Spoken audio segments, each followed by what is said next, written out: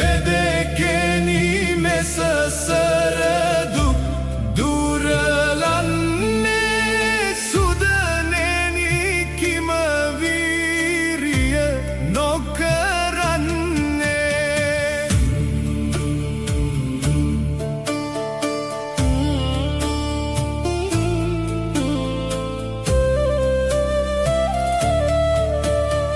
පස්